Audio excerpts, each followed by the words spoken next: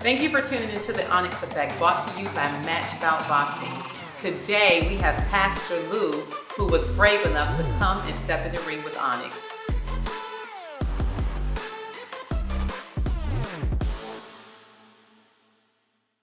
Thank you for joining me today, Pastor Lou. That's good. So we're going to get right into it. Yep. One of the things that I do want everyone to know about you is that you are an activist. Is that correct? Yeah. Okay. So because you're an activist and a pastor, do those two conflict with each other? No, in fact, I would say they coincide with each other. The very purpose of me pastoring or shepherding is an activist in and of itself, right? So I'm an activist for justice because that is a part of the gospel. It's not something separate from the gospel. The notion that it would contradict each other probably only comes from people who don't understand that the two actually work hand in hand, if not the same. Well, I'm glad to hear you say that, and I'll tell you why. As we all know that with the Black church, specifically because you're a Black pastor, they were very, very involved in the civil rights movement. In fact, Dr. Martin Luther King, one of his things is that he was a pastor who was one of the leaders of the civil rights movement. Today, it seems to be a little different. The Black church overall, not in small pockets like you, seems to be absent or largely silent in what's going on now with the way that Black people are still fighting for their rights. Why would you think that that's the case? I would say first, I'd like to give a little bit of grace to them in that everybody doesn't necessarily see the need or have the passion for civil rights and justice like Abernathy and King and those guys had in their day. Now, that doesn't absolve them of the responsibility of being tapped in or dialed into the community in a way that the church is actually influential in areas of justice. But I would like to say that, I've been very guilty as a pastor in the justice movement of sometimes expecting other pastors to react and interact and focus in on justice like I do. The other thing I would say is this, though. I think that the underlying issue is a gospel issue, and that some of us don't see justice as an outworking of the gospel, right? As an outworking of the good news. I used to say that, hey, my hermeneutic or my bent is Jesus and justice. I'm now starting to lean to the fact that my hermeneutic or my bent is Jesus and justice is in Jesus, right? So, and it flowed out of his life. So because it flowed out of his life, it's not two separate things. It is a part of what he lived for. Now, you look at the Beatitudes, even though he's talking about the poor in spirit, he's also talking about, you look at his life, and his life is endeared to those who are less fortunate. He's focused on making sure people have hope and all of these things. And if Jesus was that way, it would suggest to me that the church should probably be that way too. Moreover, the Black church, who deals with more injustices than any other race group, I would suggest, any other race group in the country. So I think that there's a duty for us to step up in that area. As it relates to why people aren't doing it, I don't know. I will call it assimilated Negro syndrome.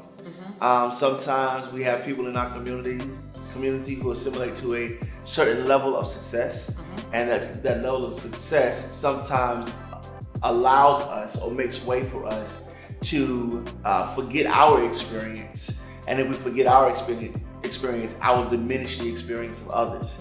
Subsequently, I am distanced from the felt needs of the community in which I service. It becomes more about what we can do here and what we do here to show out in front of cameras than it does about behind the scenes inner workings in the community, etc.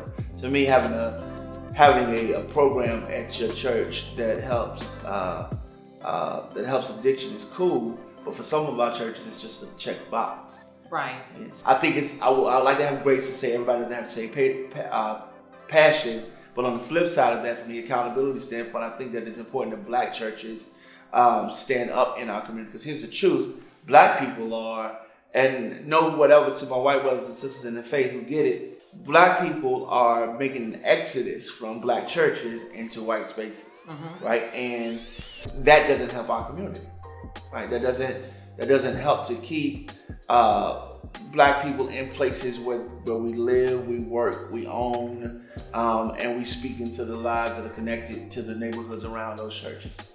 So when you think about the fact that you say that Black people are now moving into white spaces in churches, do you think it's because of the apathetic approach that Black churches have? Because when you go into the Black community, there is a Black church on almost every corner. However, they are largely disengaged to what happens within those communities. You might have a substance abuse program, but at the end of the day, the issue with this particular community is violence, or poverty, or these type of things. They seem to be largely disconnected from the issues that truly plague people, or people of color specifically. So do you believe, or would you think that that may be the reason? Because a lot of times, the white churches or people, whether they get it or not, they show up to protest our causes and issues when the very leaders of these areas don't show up and do it. Let me be very careful not to say that one is doing it better than the other, and particularly not to say that white churches are doing it better than Black churches. Let me start with one. There is what I would suggest in some white spaces, white guilt, that causes them to come out of their safe havens to come and march and walk and hold signs. And then there's another, I would say, Christ-centered call towards justice in some of these white churches to say, yo, nah, I know I don't get it, but I'm here because I believe that the gospel would have me empathetic to the cause, because we're all made in the imago Dei, or the image and likeness of God. They are my brothers and sisters, and they're deserving of my support in these moments. So there are both of those there, right? There are some who are placating to a particular demography to get more of that demography inside the church on that side. Then on the Black side, that we have, again, one, there's two things that I think plague us. One, again, lack of passion, assimilation, and not knowing what to do. Or the very issues that the communities around our Black churches are facing are also some of the things that the Black pastor and the Black members are also facing. So we all lost Alton Stone. We all lost Trayvon Martin. We all lost William Chapman. We all felt Philando Castile. We all saw Eric Garner choked out. All of us saw these things. And if you're connected anyway to the culture that you're in, all of us felt something inside. And many of us didn't know how to navigate, right? Some people aren't marchers, right? So they're not going to get out and march, right? And then sometimes we can look at the person who doesn't march as a person who doesn't get it, a person who doesn't care. And sometimes it's really, I just don't know what to do, right? As it relates to us leaving these Black spaces or Black churches and going to other spaces, I think that's a whole nother issue that has nothing to do with justice at all. That may have something to do with how we actually operate in our churches. In that, you gotta understand, for the Black man, the pastor, it was probably outside of his home, the first level of authority he had over his community. Right. And that level of authority was post-slavery is gonna come with a systemic understanding of what mastering or leading looks like, which means that I'm gonna do it broken. And if I do it broken, I'm gonna break people, and eventually broke people are gonna dip, right? They're eventually gonna leave that situation. So I think that we have some systemic things happening there that are causing this exodus from the Black church into white spaces. But I also think that it's the immaturity of the person that's dipping and doesn't understand the depth of why things are going on in our churches and in our spaces in a manner that you feel broken or you feel hurt, etc. Again, Black pastors are going through the same mental anguish that some people in the streets are going through. When you get into older generations, they just don't know what to do. The demography matters too. We're in Virginia. We've always been apathetic in moments of civil unrest. Right. Dr. King was killed. We were white. Right. But right up the street in Richmond, they were ready to burn the city down. Right. So it's also going to matter the demography you're in and the type of culture that's been created around it anyway. I know I asked a lot of different No, that's great. I'm glad that you did, because there is more that kind of opened it up to where I wanted to go back to. So Jesus himself came to basically destroy those type of things, right? He came to break down those strongholds, destroy a lot of different things that were going on. When you're saying to be like Christ, which is what they're saying, be like Christ, but it seems like that part of Christ gets pushed to the side. They don't talk about Jesus flipping over the table. They don't talk about, and if they do, it's only in a small space. They don't talk about him standing up to the religious leadership of that time to basically take you to get back to where it's supposed to be. Right. They don't talk about the fact that when Jesus showed up, he actually changed lives to enhance them for the better. So I believe the struggle is when you're telling people to be like Christ in an era where you can't just speak to them when they can go read the word for themselves, when they use their platforms for so many other things. And if you did witness the same type of hurts that we've all witnessed, why are you silent? You don't have to march. You don't have to fight. You don't have to do a lot of things, but you use your platforms to tell people to talk about politicians. You use your platforms to ask for money. You use your platforms for all of these other things that may not even be specifically aligned with the gospel. Yet when the community in which you serve is calling for you and is standing there waiting for you to lead, you don't. And I'm grateful to pastors like you that do lead, that do stand up, and everybody's not gonna have a Pastor Lou because you out there on the front line. That's different because you are a true activist in every sense of the word. But it seems like if you read the gospel that Jesus was a bit of an activist himself. So I don't fight because I'm black. Right. I fight because it's the righteous thing to do. That brings me back to Jesus' reason and intent. Right. Jesus' reason and intent for flipping tables was to set things right, and it was righteous. Jesus' reason and intent for calling out the guys who were about to stone the woman caught in adultery was to unify, to bring back, to remind you that, you're as broken as the person that you're talking about, right? And for me, my activism is similar to that in the sense that, one, we fight for justice and equality because the Lord created us all equal. Whether that's a felt reality or not is a whole other thing. Right. But in absolution, as it relates to what I believe as God being the creator of all, that he created us, humankind, as equal in his eyes. Whether or not in our own eyes we are. So the fight for justice and equality is to get back to the fact that, you and I are the same regardless of your ignorance. Right? You and I are the same regardless of the fact that we don't think the same.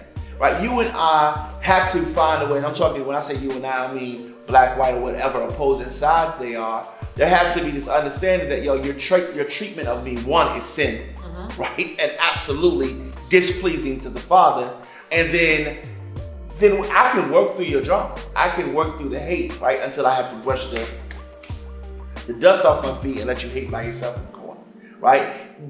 On the flip side of that, you're absolutely right in the fact that Jesus was like, I'm gonna change this entire system. The reason, though, is that we're all flawed and broken. Right. So there's no way we can abide by the laws that are set in place. I'm talking about biblical laws. Right. That pretty much uphold you to this place of almost perfection. Right. And he's like, God is like, I gotta send Jesus because y'all can't get right. And I think that we need pastors, going back to your point, I think we need pastors who will say, hey, there are some people out here who are upset, who are frustrated, who are angry, who are hating other sides. And here's the thing, though, all of those feelings are right, but someone who is fighting and focusing on righteousness and focusing on reconciliation, pastors, churches, should be on the front lines so that they can bring balance to the feelings and the emotions that are rightful, right? But bring them to a righteous place, which means that I can say that you're wrong. I can express emotions that will suggest that this is absolutely a horrible treatment, but I don't have to hate you while I'm doing it. And that is the necessity for the church, right? That is the necessity of the church being in the fight. If the church isn't in the fight, then we'll never get righteous pursuits. It's always going to end up flowing over to this place where I'm angry, hateful, and here's the truth. That's why we get a bunch of violence, right? Because we don't have Jesus at the center. Right. Jesus might have flipped the tables, but he will say, hey, no, we don't have to swing though, right? It was righteous for Peter was mad when he cut off the ear of the soldier. Like, yo, get your hands off Jesus. What's wrong with you? Yeah. Right? Peter was a G, cut his ear off, and Jesus is like, yo, I get it, you're upset. Let me put this ear back up on a dude. He's like, yo, not right now. Right. Right? Like, not right now. I get it. I know you're upset. But he didn't say not never. But he said not never. He didn't say not never. It's a time and a place. So I have to stop you right there because we got to take a pause to pay some bills. I am so grateful and thankful that Pastor Lou is here with us today. His church is Radical City, and he is telling the unadulterated truth. We got to take a pause to pay some bills. Here's a word from our sponsor.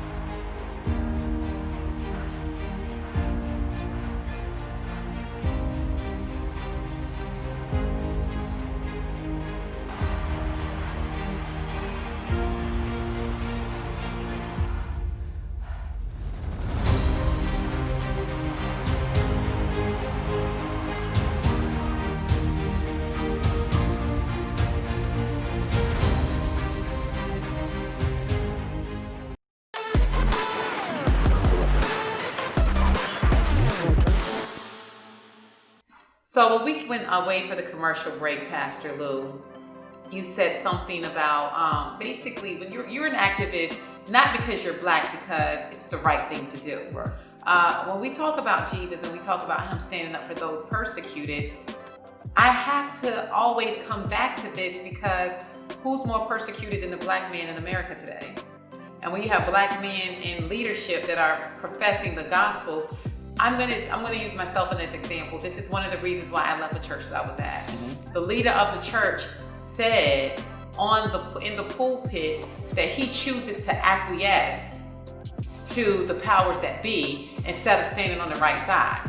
He will oftentimes make light of some of the very things that you're talking about as far as it's all seeing Philando Castile, and he would say things like, if I was a police officer, I too would be afraid of a black man. Not understanding how dangerous that rhetoric is and not understanding the difference between being someone that's supposed to protect and serve and having a higher standard of calling, just like a pastor does, than a random person in the street. So when you're trying to reconcile that, and myself being an activist as well, you're sitting somewhere under leadership trying to reconcile that, and then you see it happening in church after church, and I talk to person after person, and it's a little different when you're saying you're an activist because it's the right thing to do. Well, the right thing to do is for you to stand up for people that are persecuted. So let me give, you might not like my answer. No, go ahead, right? Go ahead. So let me just say this.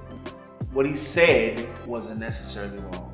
How he said it, I'm gonna say was wrong. So I live in black communities. There are times where I'm looking over my shoulder at my black brother walking down the street. Mm-hmm. He looks suspect, but that's because I'm from the hood. I know what's up, right? Here's the thing. It does not stop me though. Right. From operating in the areas of justice in my community. I'm that way because I know what's up. I know we're in a broken space. A hungry man is gonna rob to get a sandwich. Like, that just is what it is, right? Like, there's scripture that says if a man steals because he's hungry, treat him different. Right. Right? So even though what he's saying as it relates to, yo, I too would be afraid, etc. Here's the other difference. You're not a cop. Right. Police officers have a different level of responsibility. First of all, now the activist dude is coming out, right? Yeah. This is the flipping tables pastor. First of all, you don't get the opportunity to be afraid to the point that I'm dead. Right. Right? Perfect. I don't care what is going on, especially in the many cases that we've seen where black brothers are unarmed. Mm-hmm. You scared because I'm big? Right. For real? And you big in real life. Thanks. I mean, like tall, like, you know, you are a black man that's big in stature with a beard, so yeah. You look at what is his name in New York? Not Alton Sterling, but he died at the same time. He was choked out. Right. Eric Garner. Yeah. Eric Garner was 6'5", bigger than I am, mm-hmm. right? Like, you're looking at this guy that's big. He's big, but you don't have to choke him out. Right. Then there's a level of, yo, he's saying I can't breathe. What are we doing? Right. Like, you're a human. Mm-hmm. This is what I'm talking about as it relates to not me being black. This is a human This is a human that I'm choking out. It's a human issue, right? When I was a kid, I did something stupid. It was a little kid. And I was impulsive, and I was in a little shop with tools. And I took this drill, and I ran the drill under this kid, right? I'm thinking that this cat is just gonna run over real fast. But the drill caught the hair of the cat. Peter, don't kill me for this, right? I did it when I was like 13. Okay? And the cat was spinning on the drill. The cat didn't die. But my heart dropped because I had just hurt innocence. And this is the thing. We're looking at innocent human beings being killed and choked out. And I'm talking about innocent in the sense that we're not looking at murderers. We're not looking at pedophiles. We're talking about a man who was choked out because he was selling Lucy cigarettes. Right. We're talking about Philando Castile who gets shot in the car with his baby's mother and his baby in the car because he's legally carrying a firearm. Right. We're talking about Trayvon Martin walking down the street with a tea and some Skittles in the neighborhood that his people live in, being shot down by a white guy who just feels like black people shouldn't walk around in this neighborhood. Right. We're talking about innocence being stolen because of fear and foolishness. The pastor who said that, one, should have been wiser in his communication, particularly in sensitive times, because I think as a pastor, we have to be very, very careful what we say, how we say it, and when we say it. Because for you, and for many of the people you're coming to my church, and if I'm your leader, you're looking for answers in a time where you're very confused. And I would say in my instance, I and others spoke to educate. Right. Say, okay, like you did, I feel like this, but this. Right. So let me expound upon this. No, I mean, it's laughing and joking and running across the stage and all of these things, almost like shucking and jiving at a minstrel show. So when you have people that are conscious, because a lot of times what happens is that pastors want people that come and give, but not only can give, that are of a certain intellect so that they can help the church grow. Yeah. When you have those type of people, you're not going to be able to tell them anything though. Right. They are going to research, and I believe that that's what happened in that situation. You were starting to get those type of people, but these people are also involved in their community. They know who they are. Right. So thank you for that clarification. It's just, where do you see and how do you think that the church can even begin to reconcile themselves in a way to be more involved in the communities that it serves? Because like I said, it's a church on every corner, but it's not a pastor at every march, unless you're there and maybe a few others. I think that, because I got some friends who are in it to win it, HJ, some other guys who get it. But let me say this. I'm sorry, I didn't mean to interrupt you, but I do want to say this. Like, most people wouldn't think that you're a pastor, right? They see you, and most people don't know that you're Pastor Lou. They know you as being one of an activist, right? They find that out later, and they're able to then respect it and follow you more because you're not out there saying, I am Pastor Lou and Jesus said thus and this. We know that. We need your help. So there are people like you, and we're grateful and thankful for you, but what can we do to move forward, to move this? Well, one, that's intentional. I intentionally don't share that I'm a pastor because I want to endear you to who I am as a person, understanding that I'm not here for anything. I also understand that there is some brokenness that exists that makes people shut down the moment you say pastor. So I'm very careful. The Bible says that he who wins souls is wise, right? It also tells us to be wise as a serpent and harmless as a dove. That means to be cunning, and not cunning in the unhealthy sense. Cunning in the sense that my job is to allow you to relax, so that we can have communication that really means something. So that we move from surface talk to, I'm going through something talk, right? For the church, as it relates to what can it do to endear the community back to him, it's a matter of presence. Again, Jesus is present and he's working, right? Jesus is amongst the people and he's performing and helping as he does this, right? Jesus is giving a Sermon on the Mount and feeding 5,000. He's walking through the crowd, going to his destination, and stopping to raise a dead girl and to save an adulterous woman from being stoned, and to calling down Zacchaeus, who isn't a believer, down to go and eat at his house instead of eating with his friends or with those who are saved. He's doing things that are intentional as it relates to meeting people where they are, and it's important that we are very present. At my church, I have a core value that says serve, and it's an acronym. It's to serve everyone, and it's see, engage, relate to, value, and encourage everyone. Right? So serve is an acronym for us being present with people. Right? I see who you are. Right? I'm going to engage you where you are. I'm going to relate to you as it relates to empathetic. I'm going to value you as the imago Dei, being made in the image and likeness of God. And I'm going to encourage you in that. Right? And then at the end of the day, if we become friends, cool. But if you just get a glimpse of what the good news is through my lifestyle, that you know that I care, then I'm good with that. So I think that the church just has to be present, right? That is the number one start, right? We have to be present because here's the truth. Giving you a plate ain't gonna bring you to my church. Right. I've realized that, right? Paying your bills ain't gonna bring you to my church. Right. But loving you is going to change your life. It's going to change your heart. And when you're down, you're gonna call me. You're gonna say, hey, look, I don't really mean to bother you, Pastor Louie, but my husband is tripping. My wife is tripping. Am I bugging? I want to leave him. I'm tired of this. I'm tired of that. My children are this, because I was there with you before you needed me. Yeah. Right? Because I knew that you needed me. Right? I'm there because it's the right thing to do, but I also know that my community needs me. Whether or not they realize it in the moment is a whole nother situation. So I'm here to reveal the love of Jesus Christ through life-on-life living and gospel-centered fellowship. That's good. That's good. One of the questions I have for you is, you're a teacher. Yes. You're an activist. Yes. You're a pastor. Yes. And you're an investor. Yes. So you cover a wide variety of things, as you should, multiple streams of income, and it also yields you influence in multiple areas.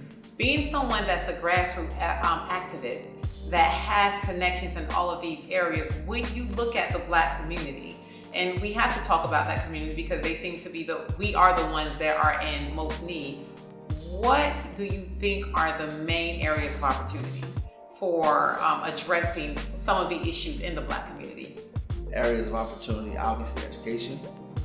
We can definitely do more to jump into our communities and start tutoring programs. Areas of opportunity for cities is to lean on our city officials to open up and create new recreation spaces. The old saying says that idle hands are the devil's workshop. If you got kids that ain't got nothing to do, they're gonna definitely find something to do. And unfortunately, sometimes those things are not always good. Getting rid of or trying to figure out how we can eradicate food deserts. When people can't eat, they're gonna still eat, right? You know, so one of the things that I'm working on is creating education incubators in the hood, where there are drop-in spots, tutoring spots, etc. on the neighborhood. The reason that I invest in real estate, the reason I flip houses, the reason that I'm trying to buy the neighborhoods that we live in is so that I can create opportunities on the campuses that I own. I don't want to call them apartment complexes. This is a campus because you're going to have an opportunity to be educated. You're going to have an opportunity, we're going to bring job fairs to you. Like, those are the things. But here's the deal. All of the things that I do inform one thing. Are informed by one thing. It's the gospel. Right? All of the stuff that I do is an outflow of the gospel. Right? The reality is, when God creates humanity, He says, here's what you're supposed to do. You're supposed to be fruitful, multiply, subdue the earth, and have dominion. That means to rule, right? And if the church isn't ruling, then we're out of place. The kingdom of God is a government, which means that we should be able to touch every single area and meet the needs or the felt needs of the community that we're in. So I think that all of those areas of opportunity, education, food disparities, opportunities for children to do things, entrepreneurial pursuits, those are the things that need to be available. And then we need people to believe again, right? I need you to believe. I need you to remember who you were born as, and then believe it, regardless of the circumstances and situations that you live in. Good answer. I wish I had, I always want to combat you in some way. So many questions not enough time. Yeah. Thank you so much for coming through, Pastor Lou. And I want to give you the opportunity. First of all, I want to tell you I need you to come back because we got way more stuff. So go ahead and agree on camera. You coming back, Pastor Lou? I got you. Okay. If you could do me a favor, Pastor Lou, if you could go ahead and close us out, tell them your church name and whatever it is you want to leave the people with. So I would say this, that life is what it is. It's not just what you make it. There are things that are going to happen in your life that you have no control over. Here's the dope part though. Most of your life you do have control over. Tomorrow isn't promised, right? Tomorrow isn't promised. Today is all you have, right? Like tomorrow. So in other words, tomorrow doesn't exist until it gets here. If it gets here. Right. So there's no need for you to wait on being great, right? Well, I'm gonna get it together tomorrow. No, get it together today. The biggest lie you can tell yourself is you don't have time to get it together. Start today. Yeah. Start today. Start thinking differently. Start believing different. Start doing different. And I promise you that just by your attempts at that, then you'll begin to see some changes in your life. Most times you're not seeing changes in your life because you're not changing.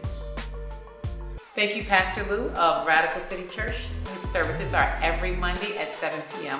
Make sure you check them out, and thank you for tuning in to the Onyx.